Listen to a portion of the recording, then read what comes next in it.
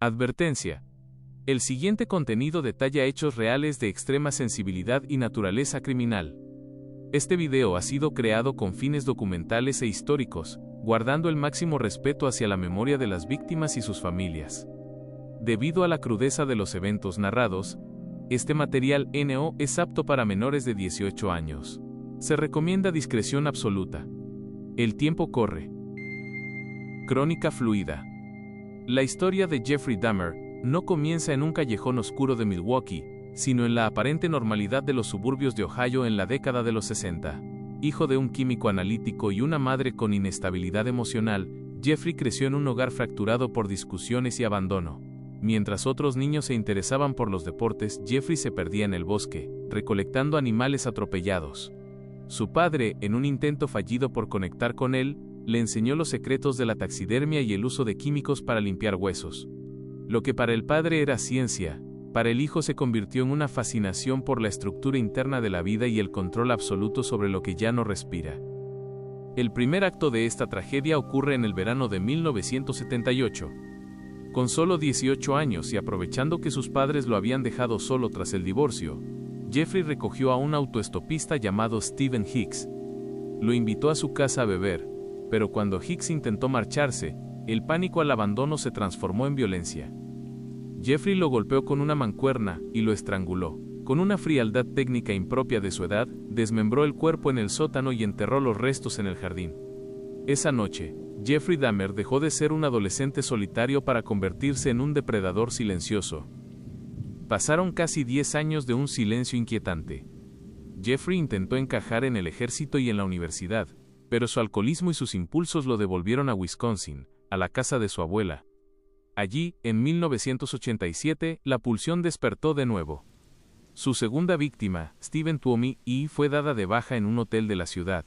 Jeffrey trasladó los restos en una maleta hasta el sótano de su abuela, donde comenzó a perfeccionar sus métodos de desaparición de evidencia usando barriles de ácido y químicos industriales.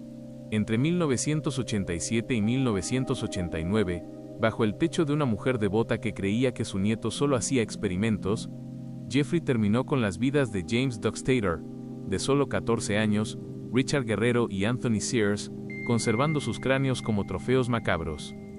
En 1990, Jeffrey se mudó al apartamento 213 de los Oxford Apartments.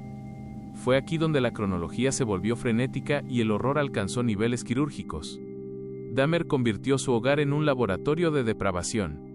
Obsesionado con crear un compañero, que nunca lo abandonara, comenzó a realizar perforaciones en los cráneos de sus víctimas vivas, como Ernest Miller y David Thomas, inyectando sustancias hirvientes en sus cerebros para dejarlos en un estado de sumisión total.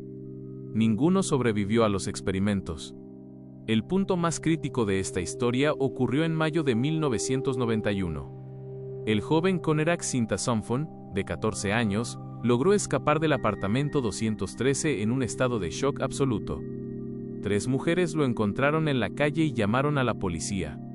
Cuando llegaron los oficiales Balcersac y Gabrish, Jeffrey apareció con una calma aterradora, convenciendo a los agentes de que el niño era su pareja adulta y que solo estaba ebrio. A pesar de las súplicas de las testigos, los policías escoltaron a Conrad de vuelta al apartamento de su captor. Esa misma noche, una vez que la ley se retiró, Jeffrey terminó con la vida del joven. Durante sus últimos 2 meses de libertad, el tiempo corrió más rápido que nunca. Jeffrey dio de baja a una víctima por semana: Matt Turner, Jeremiah Weinberger, Oliver Lacey y otros nombres que se sumaron a la lista de 17. El olor en el edificio era insoportable, pero Jeffrey siempre tenía una excusa técnica o química para sus vecinos. El final llegó la noche del 22 de julio de 1991. Tracy Edwards fue invitado al apartamento, pero al entrar sintió el peso de la muerte en el aire. Vio el cuchillo, vio las esposas y, en un descuido de Dahmer, logró golpearlo y huir hacia la avenida Wisconsin.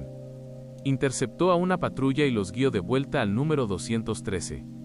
Al entrar, un oficial abrió un cajón de la cómoda buscando las llaves de las esposas, y encontró decenas de fotografías que documentaban el proceso de cada crimen. Al abrir el refrigerador, la realidad superó cualquier ficción.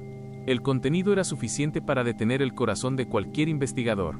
Jeffrey, sentado en su cama, no opuso resistencia y confesó.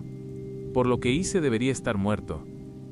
El epílogo de esta crónica nos lleva a 1994 en la institución correccional de Columbia. Tras ser condenado a 15 cadenas perpetuas, Jeffrey Dahmer pasaba sus días en silencio. El 28 de noviembre, mientras realizaba tareas de limpieza, el recluso Christopher Scarver lo acorraló en el gimnasio. Tras cuestionarlo sobre sus actos, Scarver utilizó una barra de metal para ejecutar la sentencia definitiva. Jeffrey Dahmer murió a los 34 años, dejando tras de sí un solar vacío donde antes estaba su edificio, y una historia que, hasta el día de hoy, sigue siendo el estudio más gélido sobre el vacío del alma humana. Cierre de interacción final. La historia ha sido contada, pero el eco de lo que sucedió en el apartamento 213 permanece. Si este expediente te ha parecido revelador, no olvides darle un me gusta al video y suscribirte a El Tiempo Corre. Activa la campana de notificaciones para no perderte las próximas crónicas de casos reales que desafían la comprensión humana. Gracias por acompañarnos en esta investigación. El tiempo corre,